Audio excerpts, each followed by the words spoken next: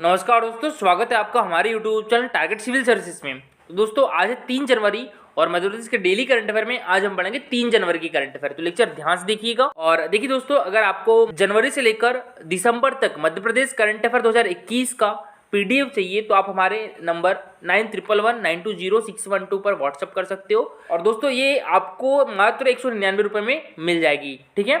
और देखिए इस टाइप से आपको पीडीएफ मिलेगी और आपको सिंगल पीडीएफ चाहिए तो वो भी मिल जाएगी, वो भी अवेलेबल है। चलिए दोस्तों, सबसे पहले हमने जो कल करंट अफेयर पढ़ा तो उसका रिवीजन कर लेते हैं, उसके बाद स्टार्ट करेंगे हम आज के करंट अफेयर।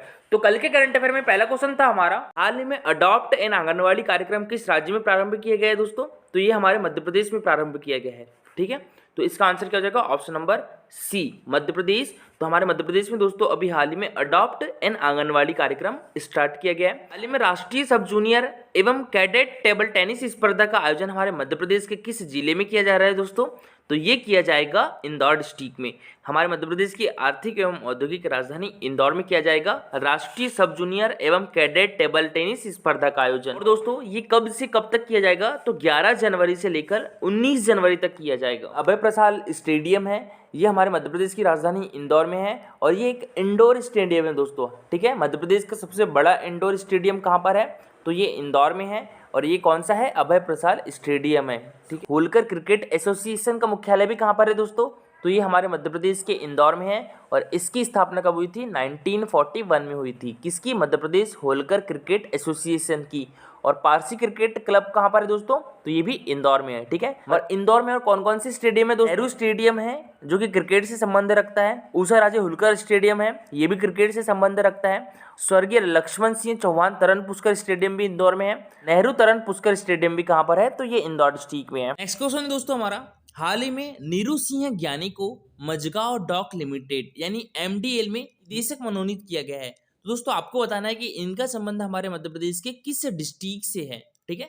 तो देखिए दोस्तों, जो नेहरू सिंह ज्ञानी है हमारे मध्य प्रदेश में पंजाबी साहित्य एकेडमी के निदेशक भी है। कौन? नेहरू सिंह ज्ञानी। तो इनको दोस्तों अभी हाल ही में एमडीएल यानी मझगांव डॉक लिमिटेड में निदेशक मनोनीत किया गया है। तो इनका संबंध दोस्तों हमारे मध्य प्रदेश के ग्वालियर डिस्ट्रिक्ट से है। तो इसका आंसर क्या हो जाएगा? Option number A, Gwalior district. बात करें दोस्तों हम यहाँ पर एमडीएल कंपनी की यानी Mazagon dock ship builders limited की, तो देखिए दोस्तों ये एक गवर्नमेंट कंपनी है, ठीक है। और इसकी स्थापना जो है 1934 में हुई थी और इसका हेडक्वार्टर कहाँ पर है दोस्तों? मुंबई में है, ठीक है। और अभी इसके निदेशक कौन नियुक्त किए गए हैं? नीरू सिंह ज्ञानी। और नीरू सिंह ज्ञानी हमारे मध्य प्रदेश पंजाब साहित्य अकादमी के निदेशक भी है। तो दोस्तों बात करें हम पंजाब साहित्य अकादमी की, तो इसकी स्थापना कब हुई थी दोस्तों? 2013 में हुई थी, ठीक है। 2013 में भोजपुरी और पंजाबी साहित्य अकादमी की स्थापना की गई थी।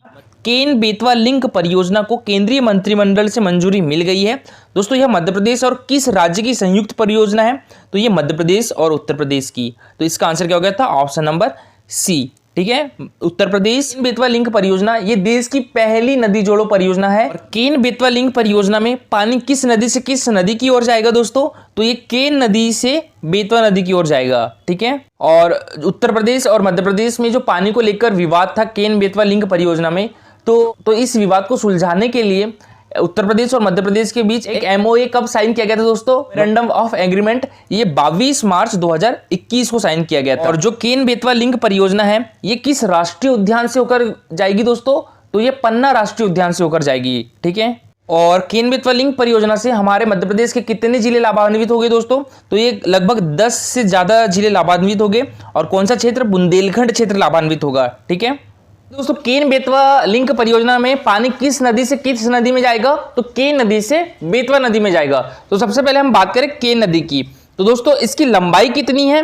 427 किलोमीटर है। और इसकी मध्य प्रदेश में लंबाई कितनी है? 292 किलोमीटर है, ठीक है। उद्गम स्थल कहाँ पर है? विंध्याचल पर्वत में है, नदी में जाके मिल जाती है। यानी इसका मुहाना कहाँ पे होगा? यमुना नदी में।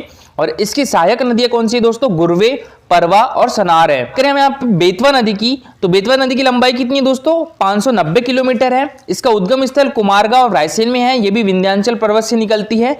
ये क्वेश्चन एमपीपीएससी 2020 में पूछा भी गया था। इसका मुहाना कहाँ पर है दोस्तों? हमीरपुर में, यमुना में है, ठीक है। और सहायक नदियां कौन कौन सी है? बीना है, धसान है और सिंध है। और देखिए दोस्तों बेतवा नदी मध्य प्रदेश और उत्तर प्रदेश में बहती है और बेतवा नदी को प्रदूषण के आधार पर मध्य प्रदेश की गंगा कहते हैं, ठीक है।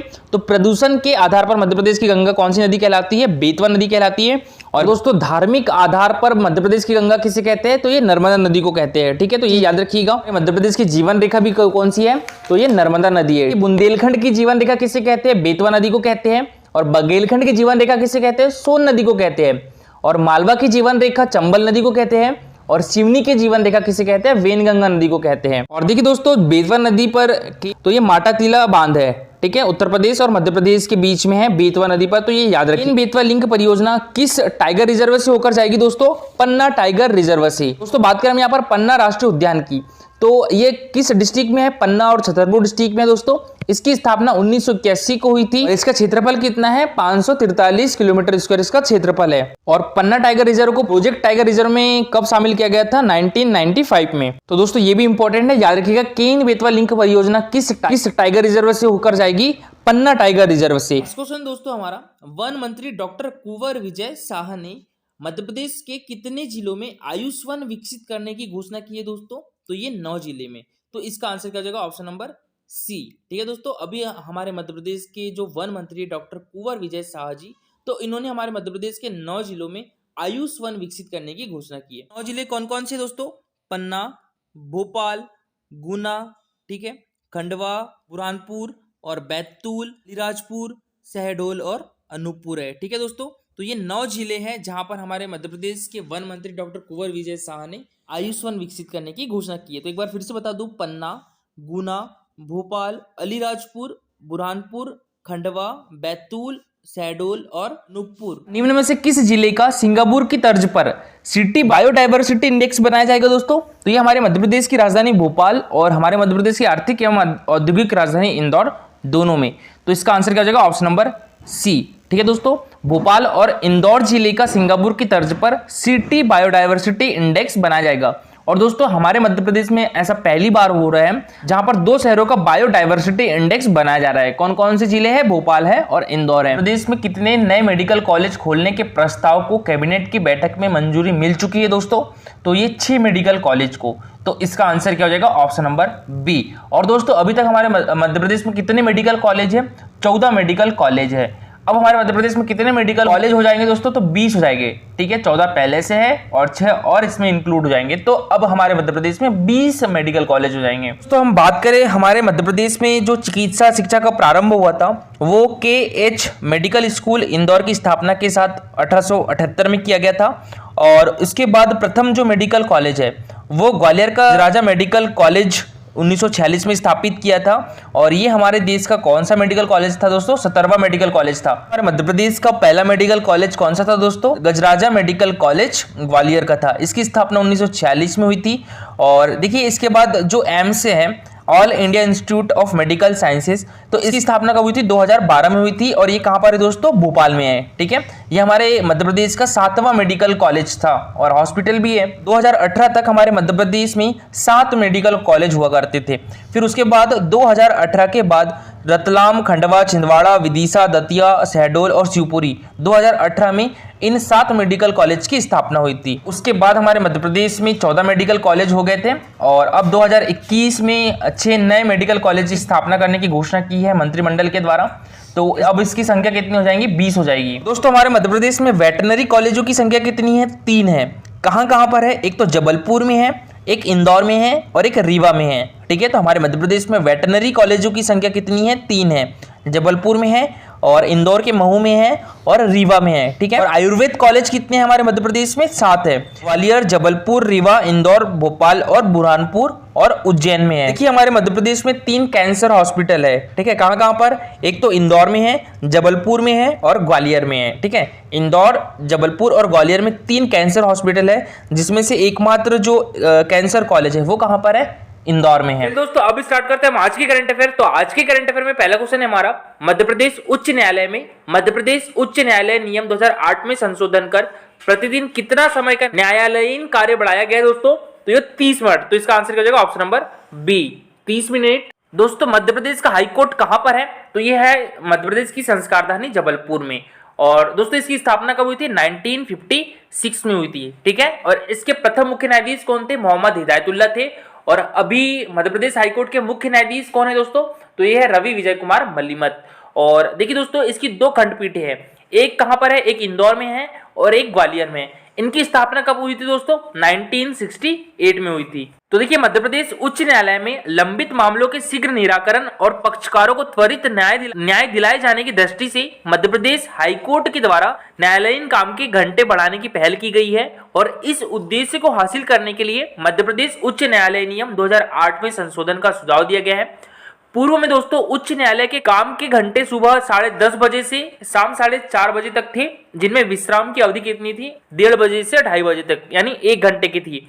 संशोधन के बाद मध्य प्रदेश उच्च न्यायालय में अब सुबह 10:15 बजे से शाम 7:30 बजे तक न्यायालयीन कार्य होगा, जिसमें विश्राम की अवधि दोपहर 1:30 बजे से 2:15 बजे तक की होगी। इस तरह प्रतिदिन आधा घंटा समय बढ़ाने से लंबित प्रकरणों के निराकरण में इजाफा होगा। और उक्त संशोधन मध्य प्रदेश राजपत्र की अधिसूचना 31 दिसंबर 2021 में प्रकाशित हो चुकी है, जो अगले कार्य दिवस 3 जनवरी 2022 से प्रभावशील होगी। नेक्स्ट क्वेश्चन है दोस्तों हमारा, साहित्य अकादमी के निदेशक डॉक्टर विकास दवे ने कथा संग्रह श्वेत सतह का विमोचन किया है। इसकी लेखिका कौन है दोस्तों? तो यह है रश्मि चौधरी। तो इसका आंसर क्या हो जाएगा? ऑप्शन नंबर बी, रश्मि चौधरी। और देखिए दोस्तों, साहित्य अकादमी के निदेशक कौन है? यह है डॉक्टर विकास दवे। मध्य प्रदेश साहित्य अकादमी की स्थापना कब हुई थी? 1954 में हुई थी। ठीक है, और इसका मुख्यालय कहाँ पर है दोस्तों? तो ये हमारे मध्य प्रदेश की राजधानी भोपाल में है। तो देखिए दोस्तों, मध्य प्रदेश साहित्य अकादमी के निदेशक डॉक्टर विकास दवे ने देवपुत्र शोध संस्थान केंद्र में लेखिका और शिक्षिका रश्मि चौधरी के लघु कथा संग्रह श्वेत सतह का विमोचन किया है। कार्यक्रम में वरिष्ठ साहित्यकार ज्योति जैन ने कहा है कि श्वेत सतह की अधिकांश लघु कथाएं सकारात्मक संदेश देने वाली है। कार्यक्रम में मुख्य अतिथि प्रकाश हिंदुस्तानी और विशिष्ट अतिथि अक्षय सिंह राठौर ने भी संबोधित किया। और इस अवसर पर देववंती चौधरी ने 125 बार रक्तदान करने वाले सामाजिक कार्यकर्ता दीपक विभाकर नाइक और योगिता जौहरी का सम्मान भी किया। और दोस्तों, यहाँ पर हिंदी परिवार की ओर से लेखिका रश्मि का सम्मान भी किया गया है। दोस्तों हमारा देश का सबसे बड़ा green hydrogen plant Madhya Pradesh में कहां पर बनेगा दोस्तों? तो ये विजयपुर में बनेगा। तो इसका आंसर क्या हो जाएगा? Option number C, Vijaypur. ठीक है, और विजयपुर किस डिस्ट्रिक्ट में है दोस्तों? गुना डिस्ट्रिक्ट में है। पीतमपुर धार डिस्ट्रिक्ट में है, बीना सागर डिस्ट्रिक्ट में है और मंडीदीप रायसेन डिस्ट्रिक्ट में है। और दोस्तों, ये ग्रीन हाइड्रोजन प्लांट किस कंपनी के द्वारा लगाया जाएगा? तो ये गेल कंपनी के द्वारा लगाया जाएगा। गेल कंपनी की फुल फॉर्म क्या होती है दोस्तों? Gas authority of India limited. इसकी स्थापना कब हुई थी दोस्तों? 1984 में हुई थी। और इसके अभी चेयरमैन और एमडी कौन है दोस्तों? मनोज जैन है। इसका हेडक्वार्टर कहां पर है? न्यू दिल्ली में है, हमारे देश की राजधानी में है। तो देखिए दोस्तों, 2022 के दौरान गेल विजयपुर में भविष्य के ऊर्जा स्रोत हाइड्रोजन को बनाने वाला देश का सबसे बड़ा प्लांट आकार लेने लगेगा। गेल इंडिया के एक सूत्र ने बताया है कि इंजीनियर्स इंडिया लिमिटेड ने इसके लिए विजयपुर के अलावा 2-3 अन्य जगहों को चिन्हित कर लिया है।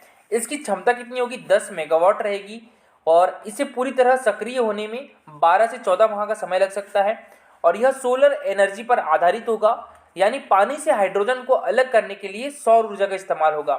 उत्पादित हाइड्रोजन को स्टोर करके अन्य कामों में इस्तेमाल किया जाएगा। नेक्स्ट क्वेश्चन दोस्तों हमारा, हाल ही में दादा महेश्वर तिवारी को वर्ष 2021 का राष्ट्रीय दुष्यंत कुमार अलंकार प्रदान किया गया है। इनका संबंध किस राज्य से है दोस्तों? तो इनका संबंध है उत्तर प्रदेश से। तो इसका आंसर क्या हो जाएगा? Option number B.